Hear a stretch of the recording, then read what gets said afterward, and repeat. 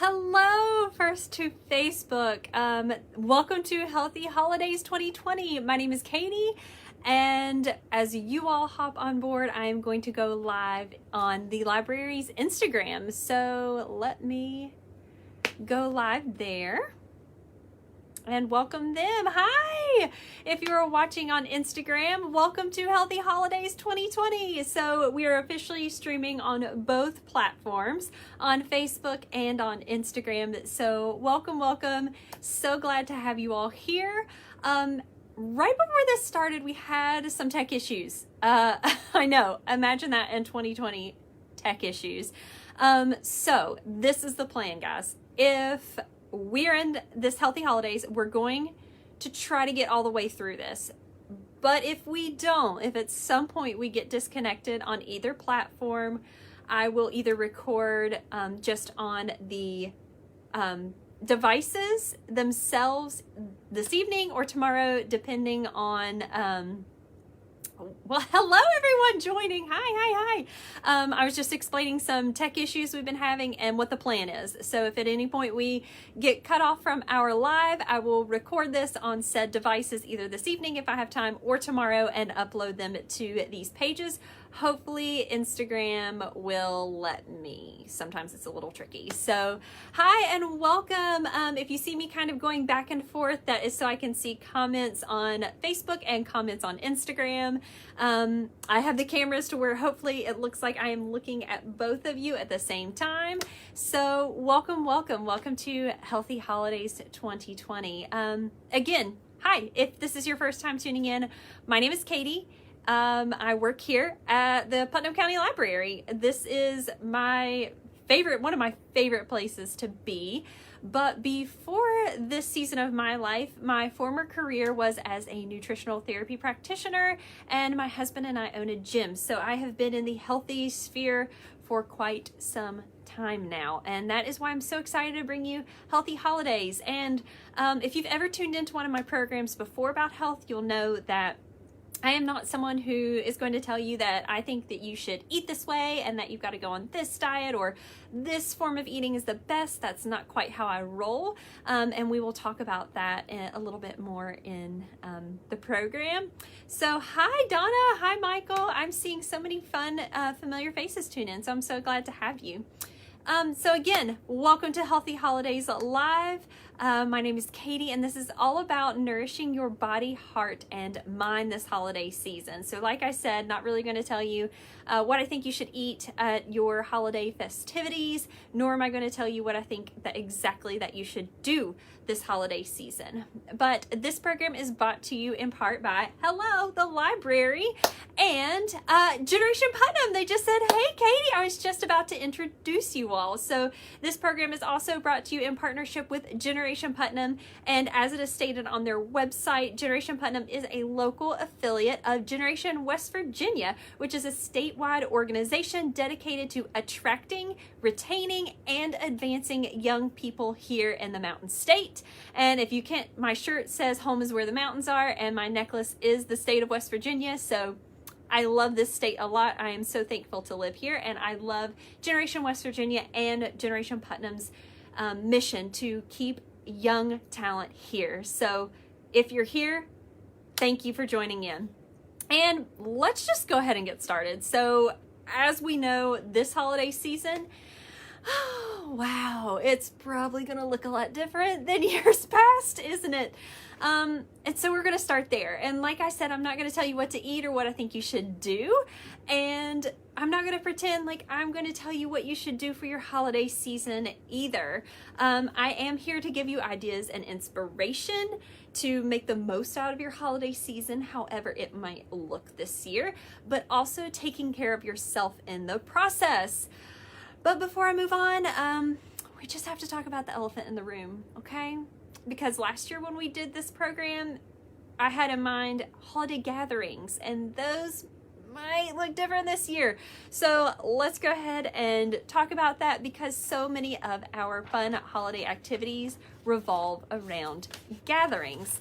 So all I'm going to encourage you to do is to take into consideration the risks, precautions, and recommendations given to us during this time that will vary depending on which state that you're in, or where, even where you might be, which county. So take that into consideration. And if you're like me and you like a pros and cons column list, a great tool that I found that was helpful to me was made by Georgia Tech, and I will put that link to it in the comments afterward.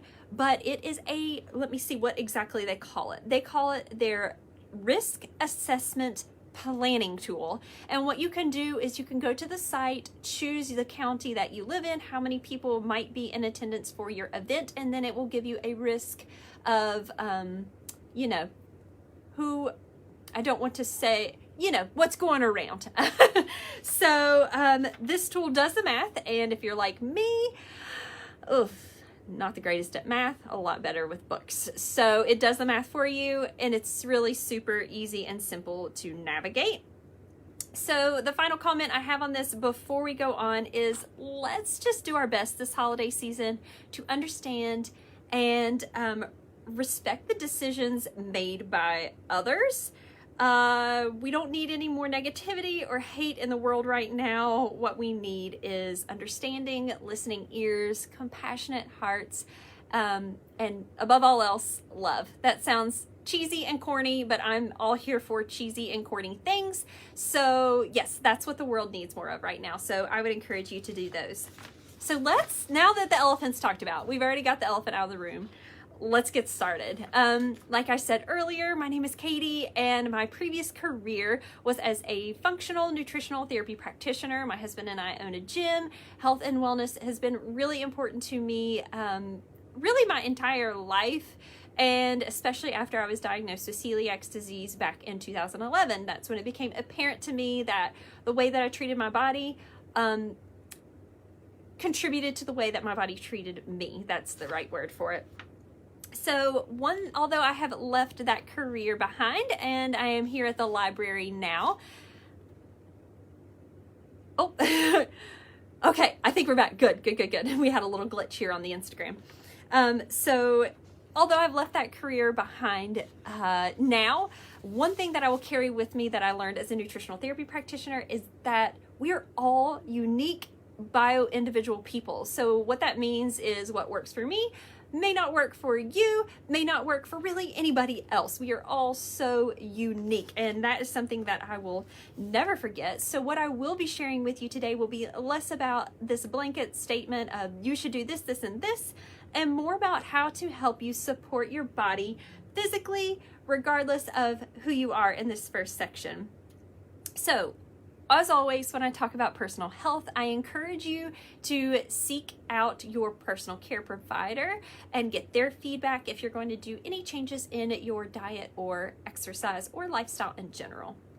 So when I do these talks, I usually break things down into 3 large sections, or however many the number is sections, and then points on each one. So our first large section is the body, how to nourish and care for your body this holiday season. And the first thing I want to encourage you to do is get moving. And we talked about this a lot in our Fitness Fridays here at the library during summer reading, but it's so important to get moving. And it can be something so simple. I'm not asking you to go out and run an ultra marathon or even a 5K.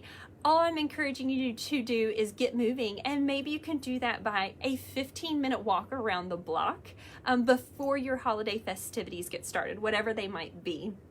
And not only is this going to be good for your body, but it's also going to give your mind some clarity and to be able to just breathe before the good type of chaos the holidays bring begin. And I also want to encourage you to reframe getting moving from a negative perspective. This is not about burning calories to earn your food. No. This is simply about getting your blood flowing, get that lymph flowing, get your mind focused and ready to cook or Zoom or whatever you're going to do for your holiday season or your holiday day. Just take 15 minutes, get outside and get moving. Your body will greatly thank you for that. The second thing that I have to say about caring for and nourishing your body this holiday season is focus on whole, real foods. And I know that we hear this all the time. It's something I preach all the time, but it is so, so important. And that doesn't mean that you have to miss out on your seasonal favorites or you can't enjoy a tasty treat. By no means do I mean that at all. But what you could do is something like I did last Thanksgiving. So last Thanksgiving, all I was craving was a pumpkin pie. That's all I wanted. And as I mentioned before, I was diagnosed with celiac disease back in 2011. So that means I have to maintain a gluten-free lifestyle no matter what. And all I wanted was a gluten-free pumpkin pie. So what I did is I went and I found a recipe that fit the criteria for me. So it was gluten-free. It included more whole foods. And I went and picked up the ingredients and dropped them off to my mother-in-law, who one, was a head chef for 20 plus years. Two, she's so supportive and understanding and just so gracious to prepare for my husband and me, whatever we want, whenever we want. So I dropped all those ingredients off to her and she made me a whole foods-based pumpkin pie. Whew, it's been a long time, 9-ish years now, since I've experienced what some would call a real pumpkin pie. But my gracious, that pumpkin pie was absolutely delicious. And it was just the highest quality ingredients. That's what I chose to do. So maybe instead of margarine, I chose real grass-fed butter.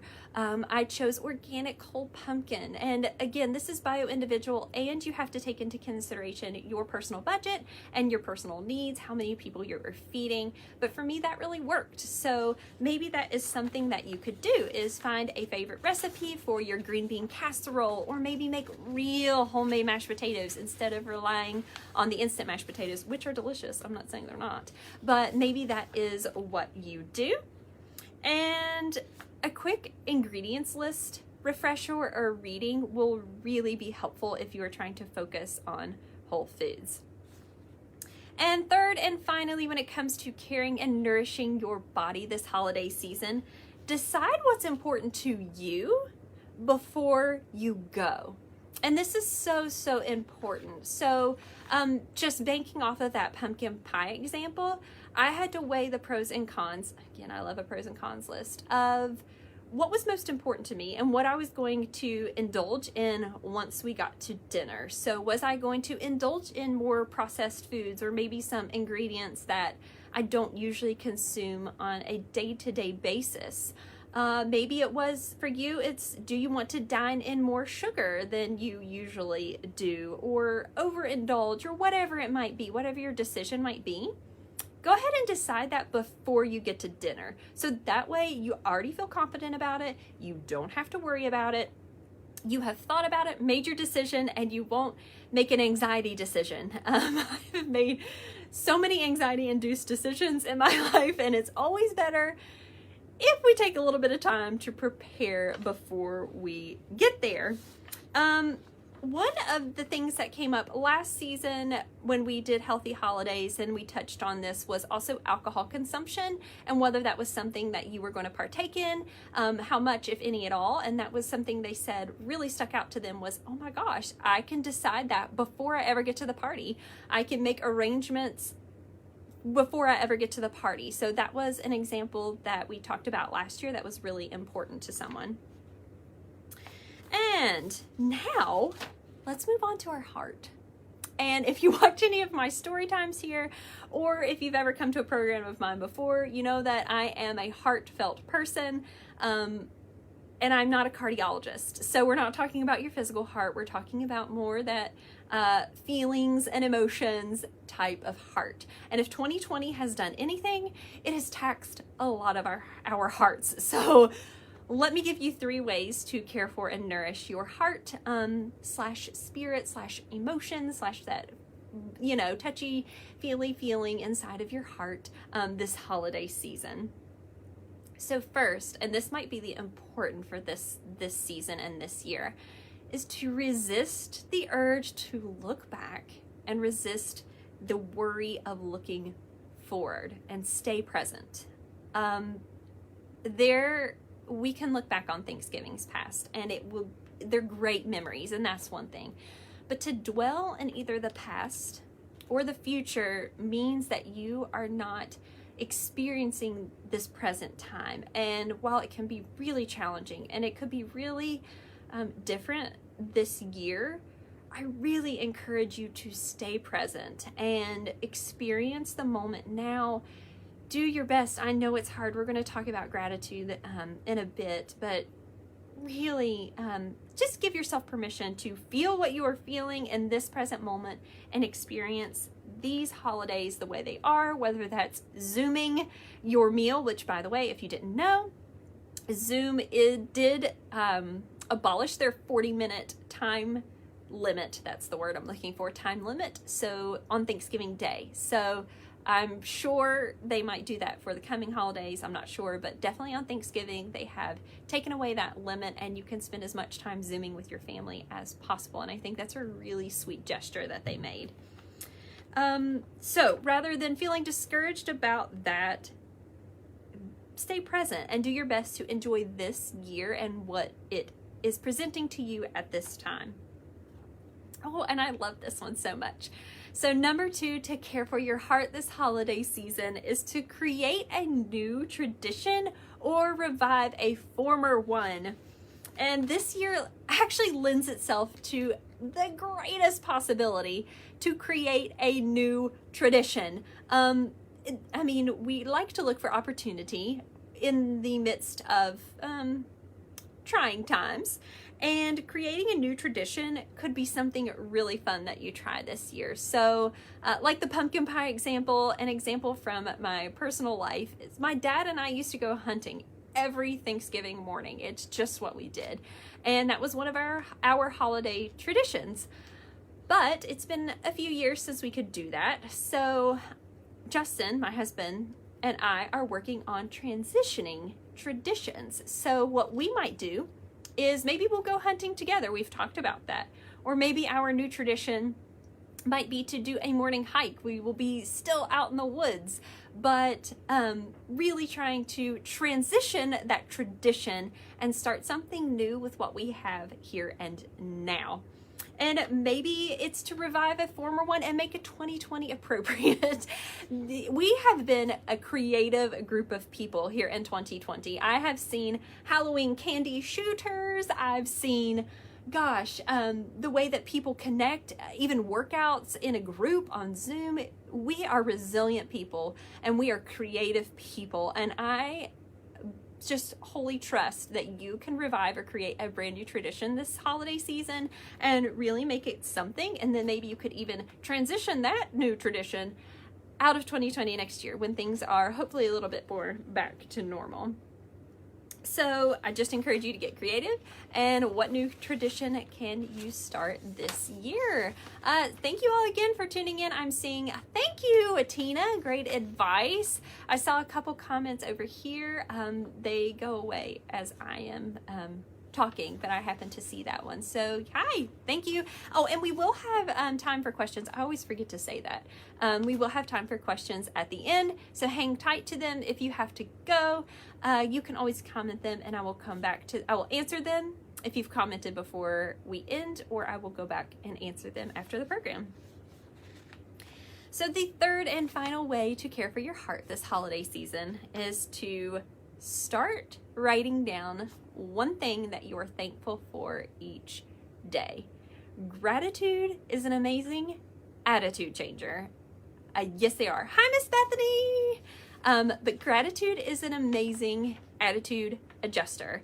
And here's something great about this third thing to care for your heart this holiday season is this would be something so fun to get your family involved in, whether that is the family who live in your home, whether that is your friends who are like family, whether that is your extended family. You could do this virtually, you could do this in person, you could hang it on your fridge.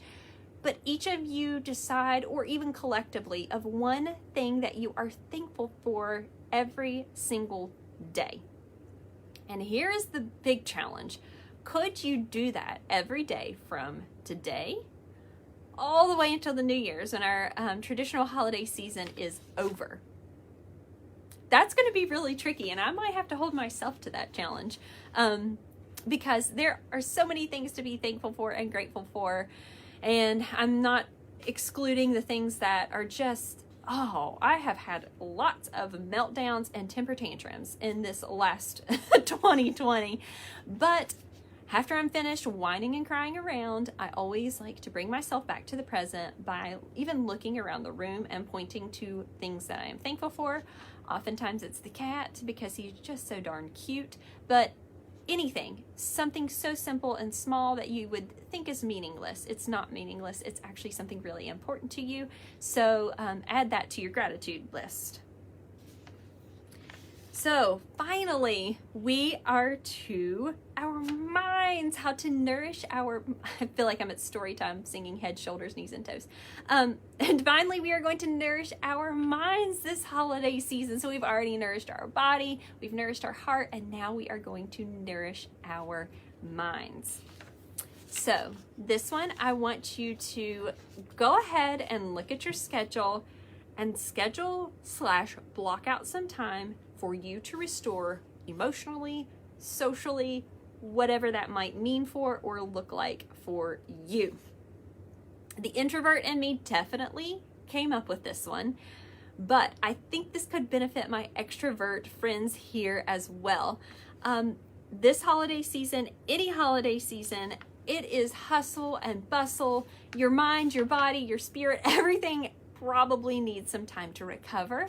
And if you go ahead and you schedule that out right now, you already know when you're feeling like, listen, I just want to throw all these pots and pans behind me and walk out the door, just maybe let out a nice exhale. You already have time set aside so that you can recharge and restore. Maybe that some ideas for restoring could be one of the in-home spa nights that we talked about in Feel Good Fridays this past September, if you tuned into that. If you didn't, it's okay. It should still be in the library's video archives, so you can look that up. It was back in September. We talked all about how to have an in-home spa night and really create a restorative environment. So go ahead and schedule that out now. And when I used to practice as a nutritional therapy practitioner and we would work on lifestyle changes as well, one of the things I would always have people do when we did the Restore Your Cup activity, which is what has inspired this, is schedule a backup time. Because life happens and your first time may not work out. So have a backup time to restore. You owe that to yourself to get some time to after the hustle and bustle of the holiday season. Number 2, this one can be a little tricky and a little difficult, and it is to lay down boundaries with loved ones and go ahead and start practicing your responses now. Boundaries were life-changing for me when I learned about boundaries. When I learned that no was a complete sentence, you mean to tell me no is a complete sentence? That's all my answer has to be. That just blew me away. But no is a complete sentence. And the reason I'm saying to lay those boundaries and practice your answers now is because it's a lot easier to say no when it's just you in a room or with someone you're really close with versus when in an anxiety, remember we talked about anxiety decisions, and more anxiety stimulated environment where you might not be totally focused or totally comfortable. That's why you have to start practicing now, today. And you have to know your boundaries. So remember when we, and you have to honor other people's boundaries too. So remember when we talked about respecting people's decisions and listening to them with understanding at the beginning of this program. Do you remember that? Well, that is key here because in order to respect other people's boundaries, you have to respect other people's boundaries and not be afraid to lay down your own. If you don't feel comfortable about talking about emotionally charging topics, polarizing topics, you don't want to talk about politics, you don't want to talk about current life or current events, you don't want to talk about your personal life, lay down those boundaries now. And if someone doesn't respect the decision to honor those boundaries, you can have an exit plan. You can leave the room. You can know exactly what you're going to say so that you don't get caught up in the heat of the moment and you can excuse yourself. This will be life-changing for, especially if you are going to go to a holiday gathering, or you're on Zoom and somebody asks you a question that you're not really comfortable with. You've already practiced and you can say, I'm not comfortable with answering that, or I don't want to talk about that. That's completely fine. And again, on the other note of that, if someone in your family lays down a boundary and says that, do them the honor and the respect to honor that boundary, and don't push, don't go forward. And last but not least, y'all know I'm a fan of journaling, and you know that I probably couldn't have this program without talking about journaling at some point. So if you're unfamiliar with journaling or you would like to learn more, I talked about the Feel Good Fridays back in September. I also did an entire program on journaling. I think it's 30 minutes, 40 minutes long, just on journaling. What you need, how to get started, benefits, some prompts. If you're interested in that, again, that should be back in the library's video archives. You can go watch that before you get started. And if you are new to journaling or you just don't want to think, don't worry, I've got you. I don't think Instagram will let me put any comments, but on Facebook, I will definitely, along with that Georgia Tech link, I will put some journaling prompts for you so that you don't even have to think. You can just write them out, answer them, and process your feelings and emotions that way. The holidays, especially in 2020, are probably going to bring up a lot of emotions and stuff. It's really important that you process those, whether it be through journaling, a walk, working out, whatever it is that you need to process your feelings and emotions. Really do yourself a favor and work through those. And that way you can work to either solidify good memories or process maybe not so great ones. I think one of the prompts I have written is, blank said this, it made me feel blank. This is how I'm going to address that blank, that sort of thing. So I will put those down in the comments. And before I ask for any questions, I know that was a lot of information thrown at you all at once, but if you do have questions, ask away. I will be happy to answer, happy to clarify anything. And before I go though, I want to encourage you to remember again, the whole point of this program, to honor, care for, and nourish your body, heart, and mind this holiday season.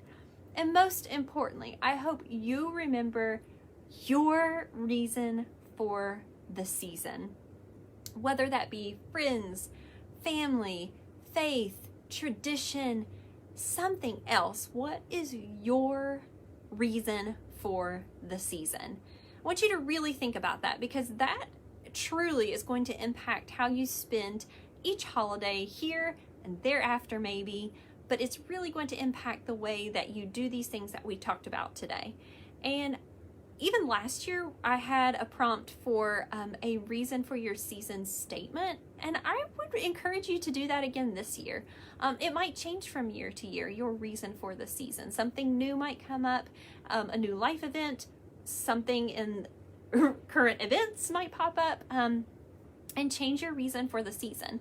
But if you do decide to make one of those, that was a lot of fun last year, and if you make one of those, I encourage you, maybe you put it on your fridge, on a mirror, somewhere that you're going to see it day after day, so that way you can stay focused, grounded, and remember exactly your reason for the season, not what so-and-so tells you, not what the social media or the outside world tells you. What matters to you this holiday season. And I said this again last year, but I think it is so important. People could probably care less if your Christmas decor or Thanksgiving decor or your New Year's decor or whatever you're celebrating, your party festive decor, they could probably care less about that, or even what you serve. If you gave PB&Js instead of this 7-course meal, I think it's safe to say that they would be they would care more about the time spent with you, the time enjoying each other's company, enjoying that meal, than really the meal or the environment itself. So keep that in mind. It's less about that and more about the people around you. So in conclusion, I hope that today's program has left you feeling empowered and inspired to take your holiday season and make the best of it. Whether that be wiser food choices around the table or laying down boundaries with the aunt or uncle that just doesn't stop with the intrusive questions. And to just pause for a moment and take care of yourself post-holidays, post-holiday season. And I hope you all have some really great happy memories and can make the most out of this different, unique holiday season. So again, if you all have any questions, I'm going to look over and scroll and see if there were any. If you think of them later, again, comment them and I would be happy to answer them. So let's see here. Oh, so many friends were watching. Thank you all for tuning in. It's so good to see you. Okay, I did not see any. And then my Instagram situation is very, tedious, but I don't see any questions at this moment. I did pull a couple from social media that I saw, and one was how to deal with others' expectations about how her and her family should be spending the holidays. And I think that goes back to the beginning where we talked about just really honoring and respecting and listening more than speaking to other people's opinions or feelings, even if that differs from your own. And then just make your plan, lay your boundaries, and enjoy the holiday season as best as you can. And this was a good one. How do I explain that my definition of health is not the same as my family's? So I think it's important to remember, like I said, we are all bio-individual and all unique. Oh, Instagram's back. Instagram's been a little touchy. But it's important to remember that we are all bio-individual and all unique, and your definition of health and caring for your health is not going to be the same as someone else's. They could be the closest person to you in the world, but it's not going to be the same as someone else's. So it's really just that communication and understanding of, this is how I choose to care for